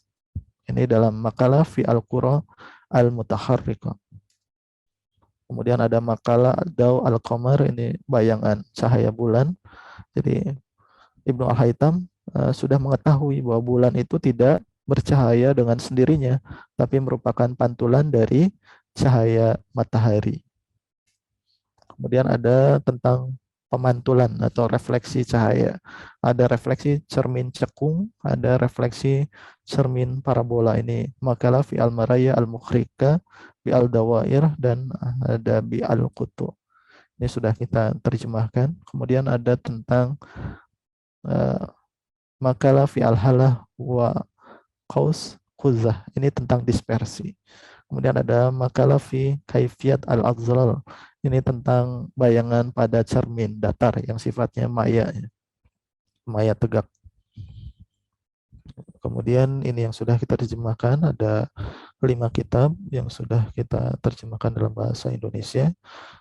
Padahal kitab yang ditulis Ibnu Al-Haytham itu ada ratusan. Jadi masih banyak sekali kitab yang belum kita kaji. Baru sedikit yang bisa kita kaji ya. Ini karya Ibnu Al-Haytham di bidang astronomi ilmu falak untuk menentukan arah kiblat secara matematika. Ini manuskripnya ada di Stadtbibliothek zu Berlin. Kita bisa akses download kitabnya. Ini menentukan arah kiblat, ini pengukuran arah kiblat menggunakan metode Ibnu Al-Haytham, dan ini cocok dengan perhitungan modern dari trigonometri bola. Jadi bentuk bola bumi ini kalau dibikin dalam bentuk 2 dimensi bentuknya seperti ini. Ini yang arah-arah kurva ini adalah arah kiblat. Kemudian ada di bidang kedokteran, Ini hidup juga satu zaman dengan Ibnu Al-Haytham dan Al-Biruni, yaitu Abu Qasim Al-Zakhrawi. Ini bapak kedokteran bedah dunia. Hidupnya pada dinasti Al-Andalusia ya. Umayyah kedua di Andalusia.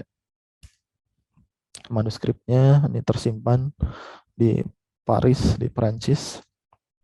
Ini karyanya di bidang kedokteran bedah. Ini alat-alatnya. Kemudian ada Ibnu Sina, ini yang karyanya sangat banyak di bidang kedokteran. Yang terkenal adalah kitab Kanun fi al-Tib, yang hari ini sudah diterjemahkan dalam bahasa Inggris. Kemudian ada Al-Karaji, ini ahli matematika, penerus dari Al-Khwarizmi.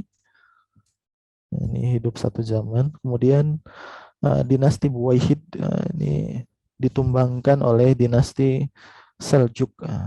Penguasa dinasti Seljuk pada saat itu adalah Sultan Malik Shah I, putra dari Alp Arslan, mendirikan observatorium Isfahan di Isfahan, hari ini wilayah Iran. Kalau dulu menjadi pusat peradaban Islam. Kemudian memiliki perdana menteri namanya Nizam al-Muluk. Ini punya universitas, nama universitasnya adalah Universitas Nizamiyah. Rektornya adalah Imam Al-Ghazali. Jadi Imam Al-Ghazali adalah rektor pada Universitas Nizamul Muluk. Kemudian Sultan Malik Shah ini punya observatorium dipimpin oleh seorang ulama sufi yang bernama Omar Khayyam. Kemudian punya sahabat dan muridnya Al-Isfizari dan Al-Kazini. Tiga orang ini, Omar Khayyam, Al-Isfizari, Al-Kazini, ini adalah ilmuwan yang luar biasa di bidang fisika dan matematika dan astronomi.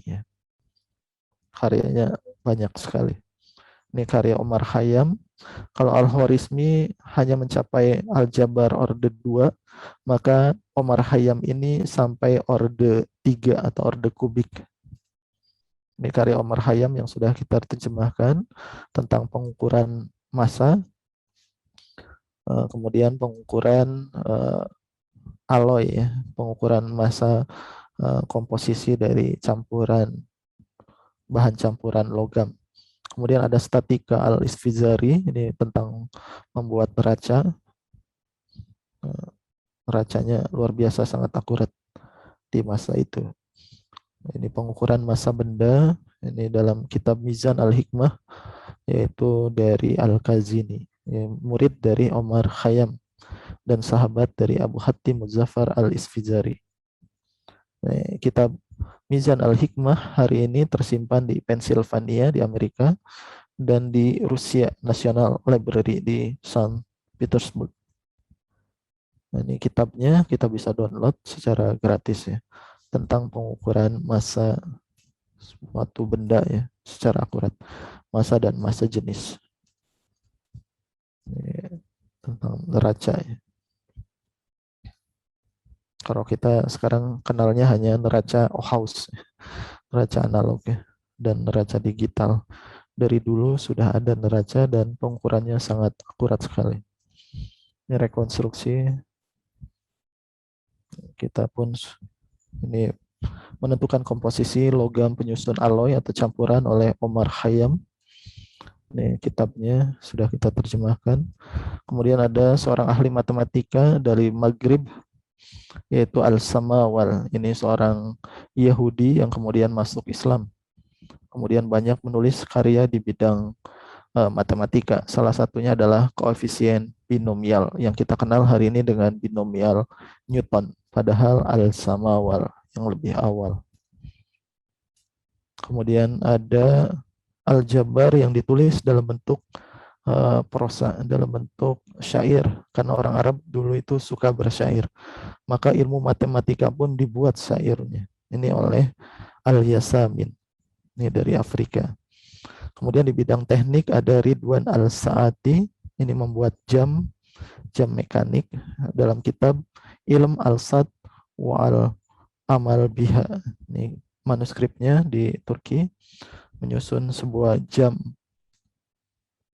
mekanik ya, jam air. disimpan di Masjid Umayyah Damaskus.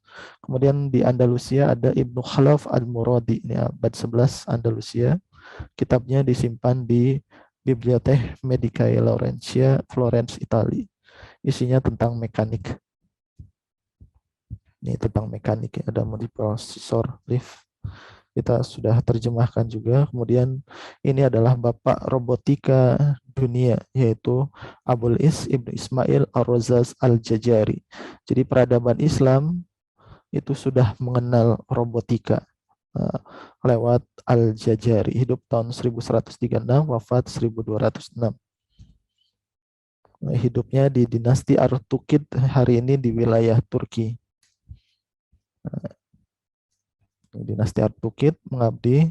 Dinasti Artukid ini di bawah kekuasaan Ayyubid, Ayyubiyah. Dinasti Ayyubiyah itu Sultan Salahuddin Al-Ayyubi. Jadi hidupnya satu zaman dengan Sultan Salahuddin Al-Ayyubi.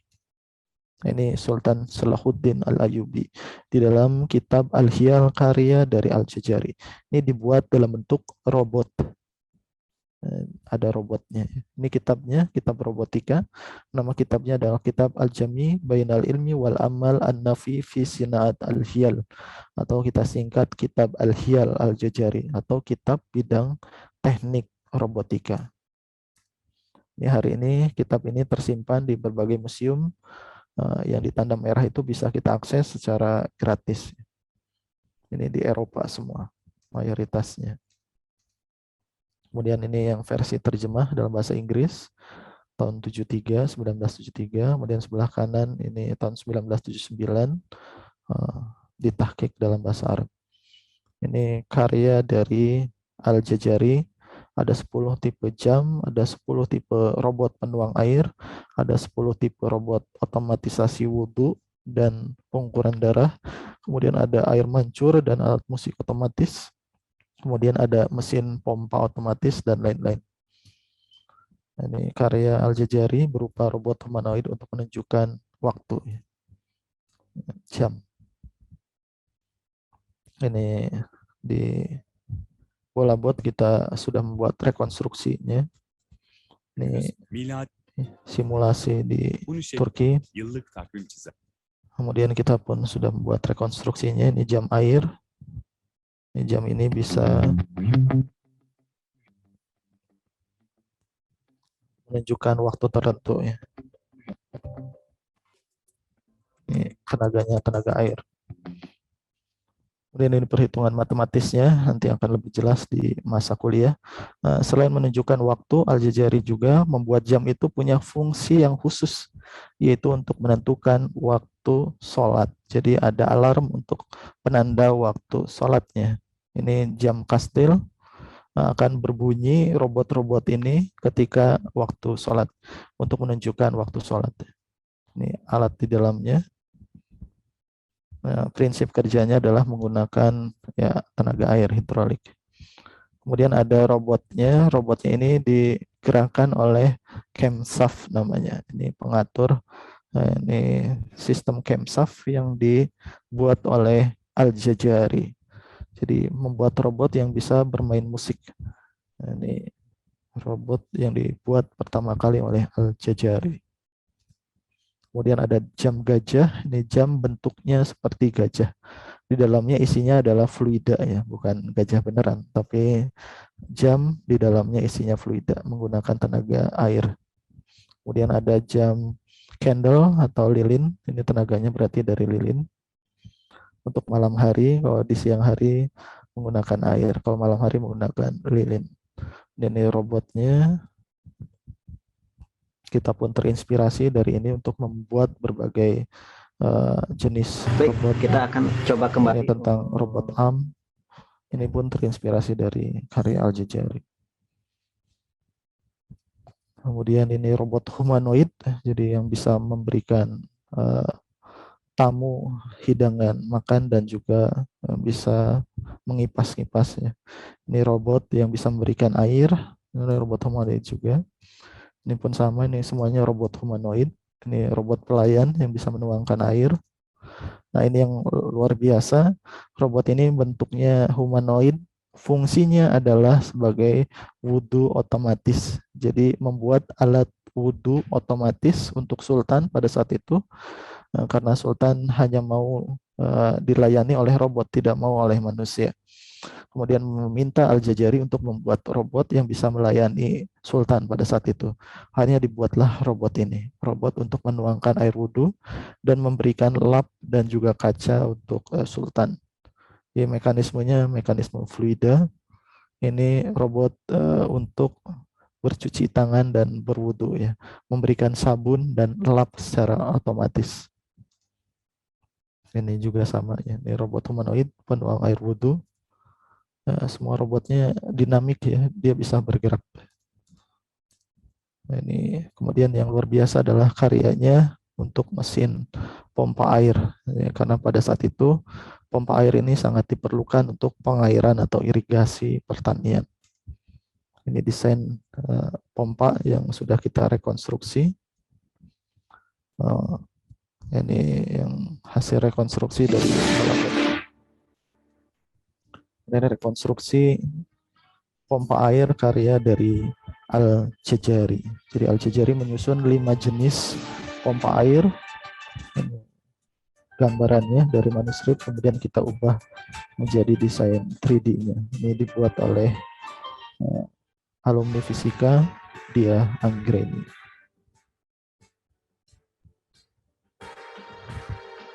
Awalnya masih menggunakan tenaga hewan untuk mengalirkan air. Tapi di desain berikutnya Al-Jazari selalu berinovasi, meningkatkan kemampuannya. Awalnya hanya 1 sendok, ini menjadi 4 sendok. Ya. Sendok ini sendok besar ya, bukan sendok kecil. Ini sendok raksasa.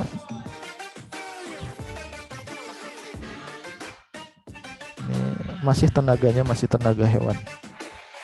Kemudian Al-Jazari meningkatkannya menjadi desain ketiga. Ini desain ketiga Al-Jazari. Ini manuskripnya, kemudian kita ubah. Nah, ini menggunakan hewan, tapi hewannya bukan hewan asli. Ini hewan, ini bohongan ya.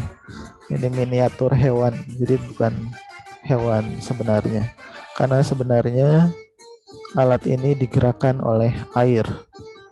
Jadi untuk memutar gearnya pun menggunakan air juga, aliran sungai. Jadi bukan pakai hewan. Ini penerapannya. Jadi ada aliran sungai sebelah kiri, kemudian menggerakkan gear, roda gigi.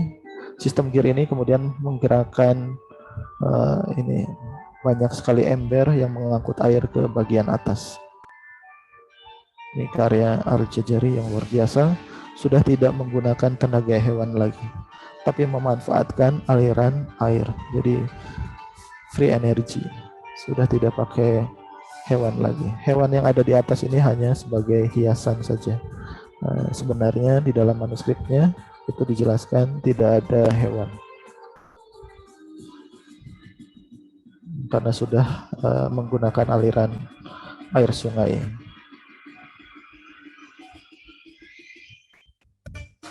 Kemudian ini desain keempat, ini menggunakan hewan. Ini menggunakan sistem engkol.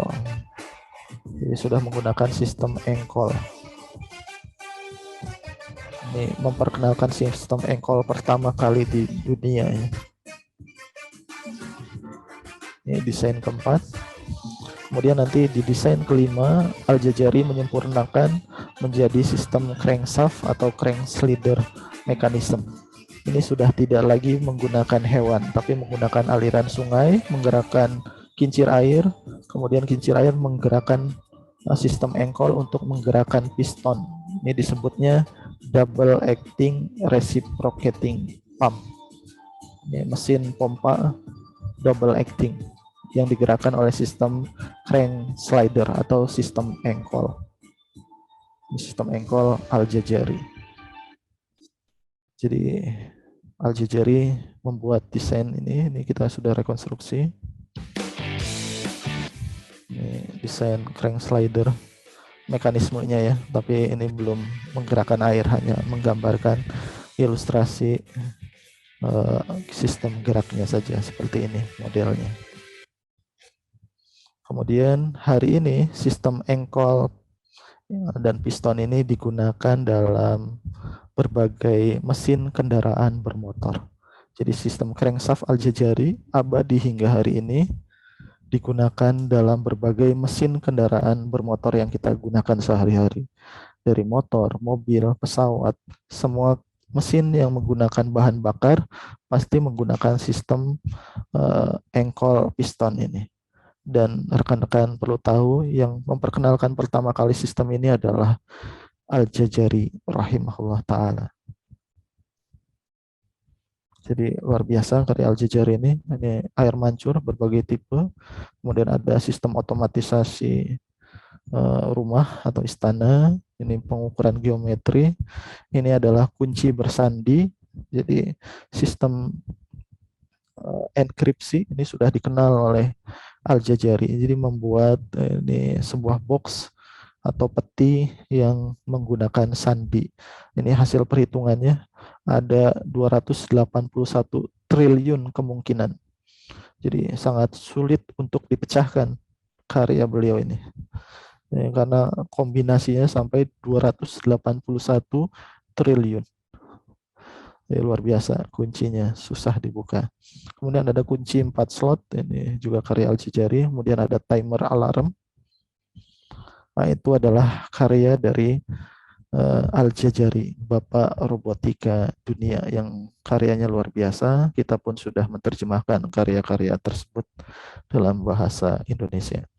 Kemudian ada Observatorium Maraghe, ini periode 1258 sampai 1657.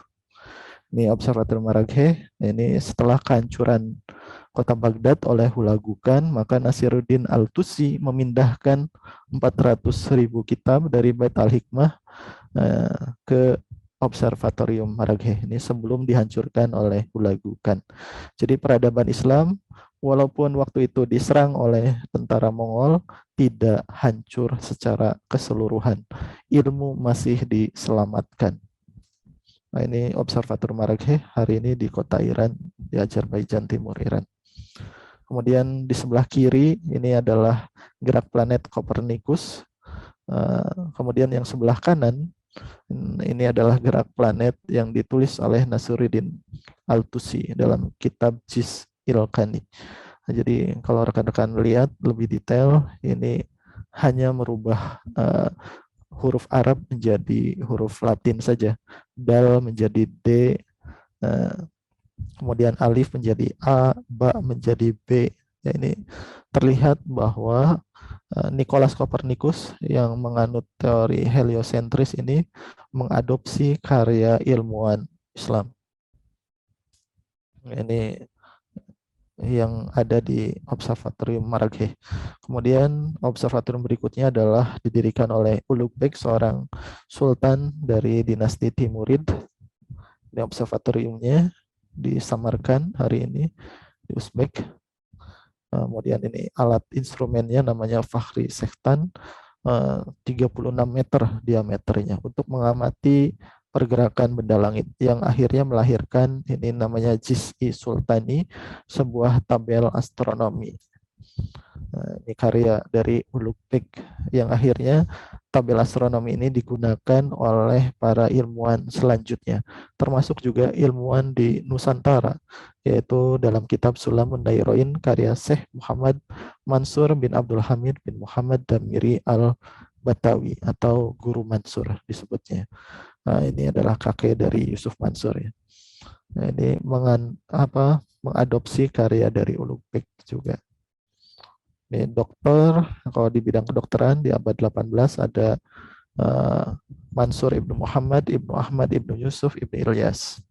Ini yang menyusun tentang fisiologi tubuh manusia, yang tentang sistem syaraf, tentang sistem tulang, sistem pencernaan, dan lain-lain. Kemudian ada Ibnu Al-Banna Al-Marakusi, ini ahli matematika, menyusun kombinatorika kalau di matematik.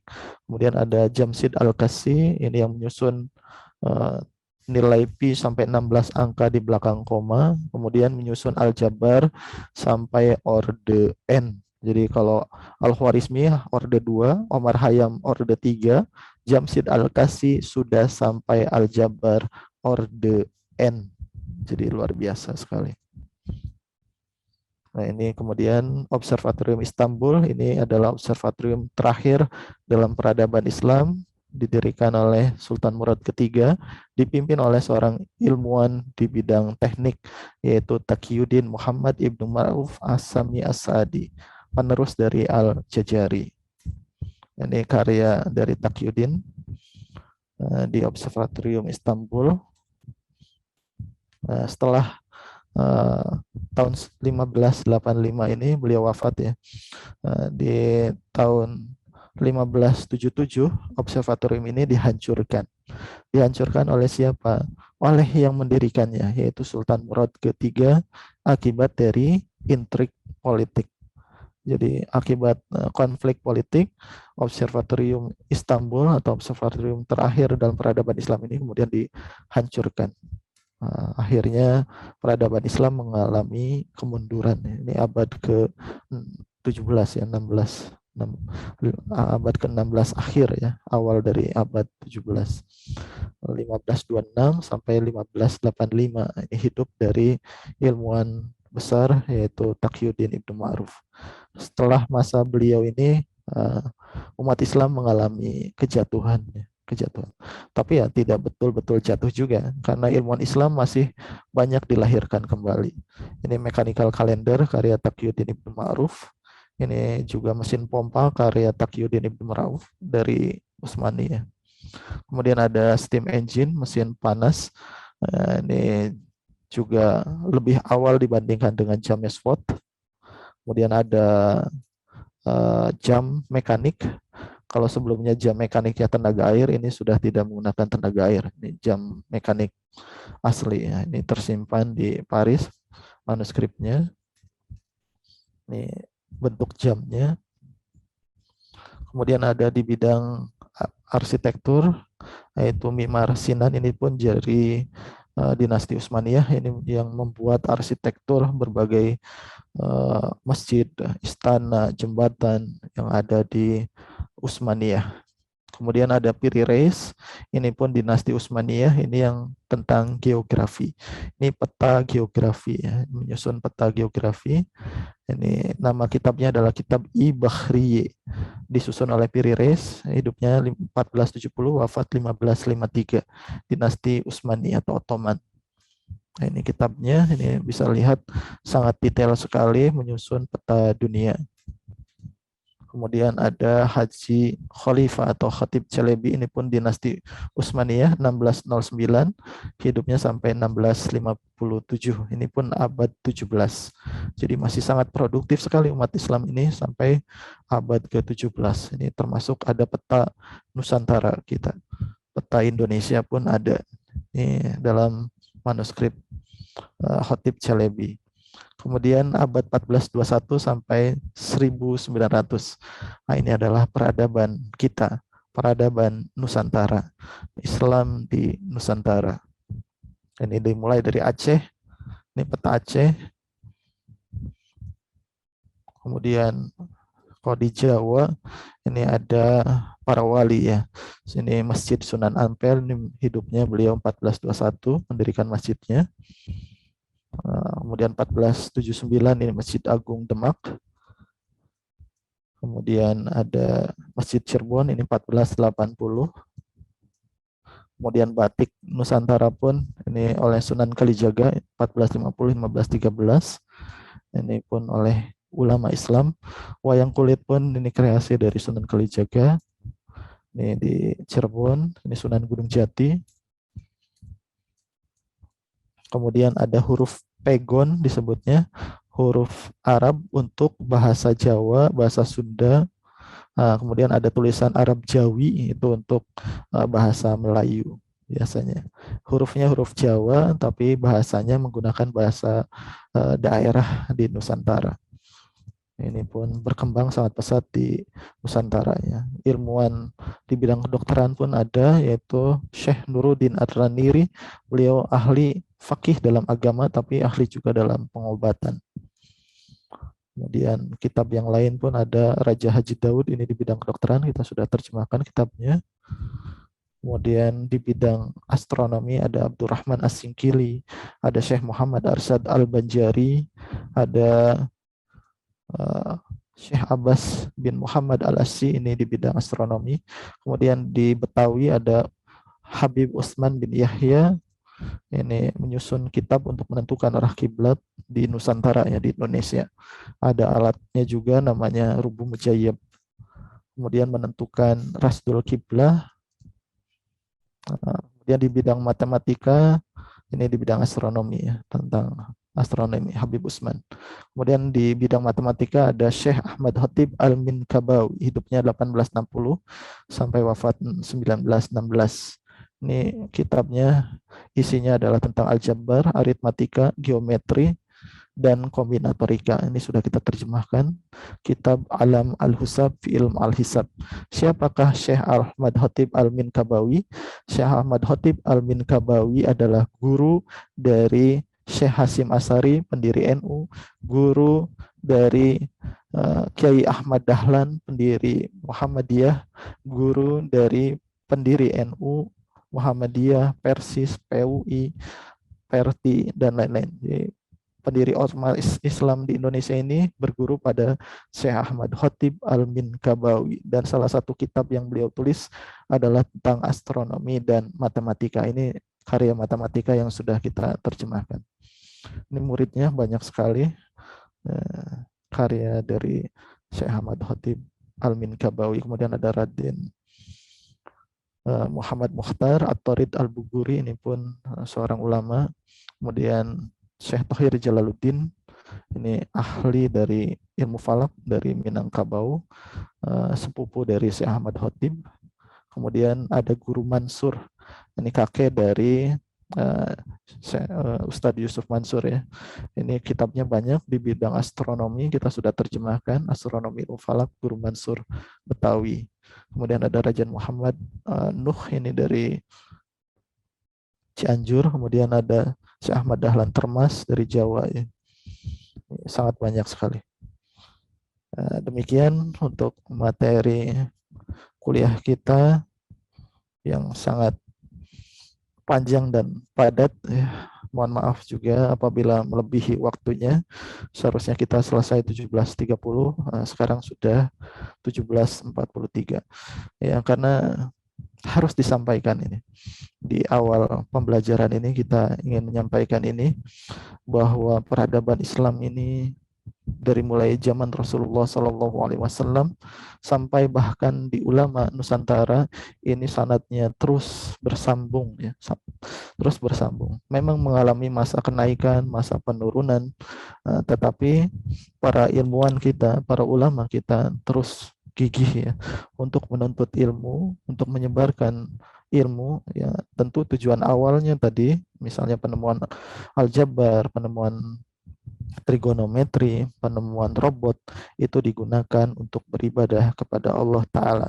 Jadi ada hubungan yang sangat kuat antara Islam dengan perkembangan sains dan teknologi secara umum.